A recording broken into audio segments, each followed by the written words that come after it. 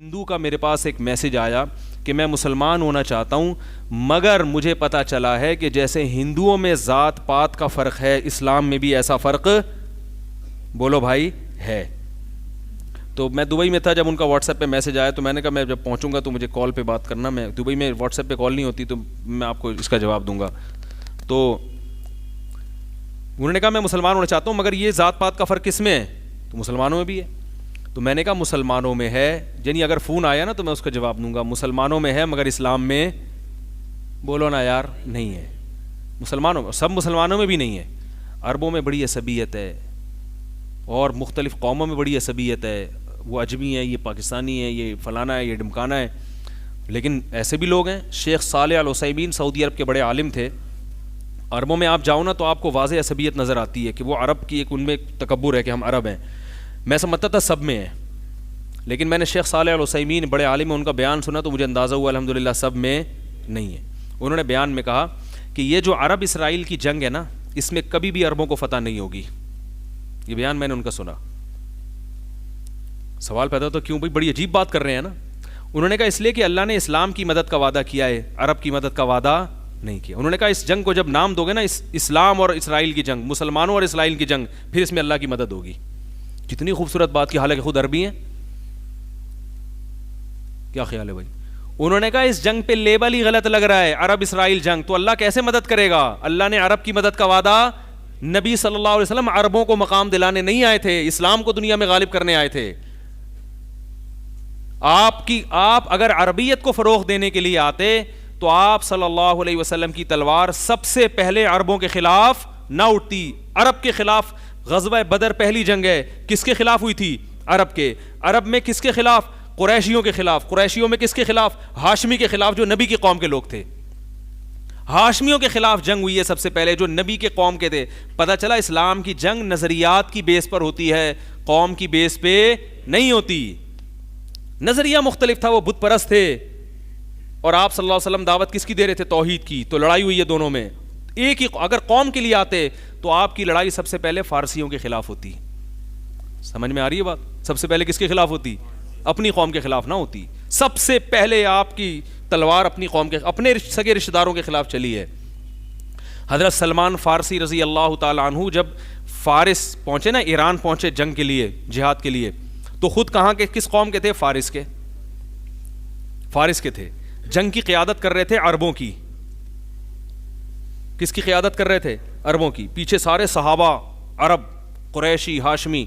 تو حضرت سلمان فارسی کمانڈر تھے، تو تابعین، تبع تابعین جو عرب تھے، انہوں نے کہا آپ سے کمانڈر سے اجازت مانگی کہ آپ ہمیں اجازت دیں ہم حملہ کریں۔ انہوں نے فرمایا نہ نہ نہ، نبی نے ہمیں حکم دیا پہلے 3 دن کیا دو؟ دعوت دو، جنگ میں جلدی مت کرو، 3 دن دعوت دو۔ تو دعوت دینے کا انداز کیا تھا؟ فارس کے پاس گئے، اپنی قوم کے لوگ، کہنے لگے یا اہل فارس انا رجل منکم ترون العرب یطیعوننی۔ کیا اسٹائل تھا کہ اے اہل فارس تمہاری قوم کا آدمی ہوں، اجمی، لیکن عرب میرے ماتحت ہیں۔ یعنی تمہاری قوم کا آدمی کمانڈ کس کی کر رہا ہے؟ عربوں کی، جو کبھی کسی کو امیر بنانے کے لیے اپنے لیول کا نہیں سمجھتے تھے، کمانڈر کہاں سے بنا دیتے؟ یار پولیس بلواؤ، فوراً فون کرو، بہت سیریس مسئلہ ہے۔ ارے عرب میں تو یہ بدبو تھی کہ ہمارے جیسا، اجمی کا مطلب گونگے، صحیح نا؟ جانوروں کو اجمی کہا جاتا ہے اس زمانے میں۔ اجما کا لفظ جو ہے نا جانور کے لیے استعمال ہوتا ہے، تو ہمیں بھی کیا کہتے تھے؟ جانور، اجمی، بولنا ہی نہیں آتا، فساد تو ہم میں ہے، بہت گھٹیا سمجھتے تھے۔ تو یہ لفظ چونکہ اب رائج ہو گیا، تو اب رائج ہو گیا تو ختم نہیں کیا، کیونکہ جو کوئی لفظ رائج ہو جاتا ہے نا تو پھر اس کو ختم کرنا مشکل ہوتا ہے، لیکن اصل میں آیا وہاں سے ہے۔ یہ جانور ہیں، جیسے گونگے جانور ہوتے ہیں ایسے یہ بھی ہیں، انہیں کیا پتا۔ تو سلمان فارسی کیا کہہ رہے ہیں؟ اسلام کی کو حق ثابت کرنے کے لیے کہ ہماری لڑائی قوم کی بنیاد پہ نہیں ہے۔ کہیں یہ نہ سمجھا عرب کو اجمیوں پر حکومت کا شوق ہو گیا ہے، اگر ہوتا تو میں جنگ کا کمانڈر نہ ہوتا۔ ترون العرب یطیعوننی، تم دیکھ رہے ہو کہ عرب کس کی اطاعت کر رہے ہیں، جو کبھی اپنے پیرل نہیں مانتے تھے کسی کو، آج مجھے انہوں نے کمانڈر بنایا ہوا ہے مجھے۔ اور صحابہ بہت ساری جگہوں پہ حضرت سلمان فارسی کو مسجد اپنے نماز میں امام بنایا کرتے تھے کہ آپ صحابی رسول ہیں، آپ صاحب علم ہیں، آپ امامت کریں گے۔ تو اس سے کیا پتہ چلتا ہے کہ یہ عصبیت اسلام میں نہیں ہے، مسلمانوں میں آ گئی ہے عصبیت عربی اجمی کا، اور یہ فلانا ڈمکانا، اور وہ بہت ایک تو، اور یہی وجہ ہے کہ عرب اسرائیل کی جنگ میں اللہ کی طرف سے مدد نہیں آ رہی، کیونکہ اللہ نے کب کہا ہے کہ میں عرب کی مدد کروں گا؟ اللہ نے کہا اسلام کا لیبل لگاؤ گے تو کیا ہوگا؟ مسلمانوں کی اور یہودیوں کی جنگ ہے، پھر دیکھو اللہ مدد کرے گا، کیوں نہیں کرے گا انشاءاللہ۔ اللہ نے تو یہودیوں کے مقدر میں ذلت لکھی ہوئی ہے، ٹھیک ہے نا، لیکن اللہ قوم کی مدد کرے گا تو لوگ کہیں گے دیکھو، عرب کہیں گے دیکھو اللہ ہمارے ساتھ ہے۔ اللہ آپ کے ساتھ نہیں ہے، اللہ اسلام کے ساتھ ہے، ٹھیک ہے نا۔ نبی صلی اللہ علیہ وسلم نے اسلام کی دعوت کو دنیا میں عام کیا ہے اور اسلام ہی کے ساتھ ہے۔ ہاں، نکاح میں کفات کا جو مسئلہ ہے، اس میں جو کہا جاتا ہے کہ ایک عرب غیر عرب کا کفو نہیں ہے نکاح میں، یا اور لڑکی کی جب شادی کی جائے گی تو خاندان دیکھا جائے گا، اس کی وجہ یہ ہے کہ نکاح ایک دنیاوی معاملہ ہے، اس میں جب تک عورت کو دنیاوی لحاظ سے شوہر اوپر کے درجے کا نہ ملے یا اپنے برابر نہ ملے تو جوڑا کامیاب نہیں ہوتا۔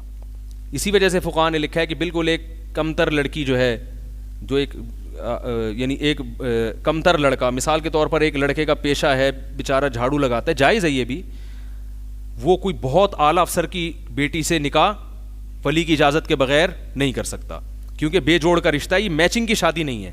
تو اس کا مطلب یہ نہیں کہ جو جھاڑو لگا رہا ہے وہ کمتر ہے، بھائی مطلب یہ ہے کہ دنیاوی لحاظ سے کیونکہ کمتر سمجھا جاتا ہے تو یہ میچنگ کا رشتہ نہیں ہوگا، اس میں طلاق کے امکانات زیادہ ہیں۔ تو یہ تو کوئی بھی قوم ہو یا کوئی بھی عقل مند ہو تو وہ یہی مشورہ دے گا۔ ہاں، اس میں کوئی ایسی الگ سے اضافی خصوصیات ہیں جس کی وجہ سے وہ اس کا ہم پلہ ہو گیا تو پھر ٹھیک ہے، اور ولی کی اجازت سے تو بہرحال صحیح ہے، ولی کی اجازت کے ساتھ تو بہرحال درست ہے۔ تو وہ نکاح کے معاملے میں تو اسلام نے برابری کا وہ کیا ہے، مگر عمومی ماحول میں اسلام نے جو ایک ہمیں جو دعوت دی ہے وہ یہی ہے، ان اکرمکم عند اللہ اتقاکم، تم میں اللہ کے نزدیک سب سے افضل وہ ہے جو تقوی والا ہے۔ تبھی ہندوؤں میں جو سب سے پست قوم کے لوگ ہیں نا، وہ کیا کہا جاتا ہے ان کو؟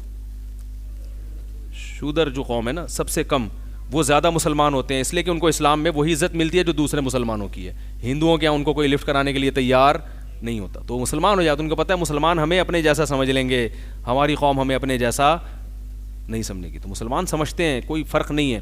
میں ایسے علماء کو جانتا ہوں، ایک شودر قوم کا ہندو مسلمان ہوا، انہوں نے اپنی بیٹی دی ہے اس کو، پہلے چیک کیا کہ صحیح بھی ہے یا نہیں ہے اور نکاح کر دیا۔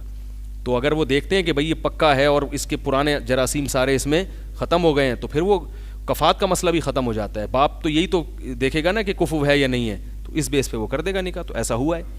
تو اس لیے اسلام کے بارے میں جو کہا جاتا ہے کہ قوموں کا اور ہوا ہے، وہ مسلمانوں میں ہے اور وہ بھی سب میں نہیں، اسلام میں ایسا بولا بھائی لا الہ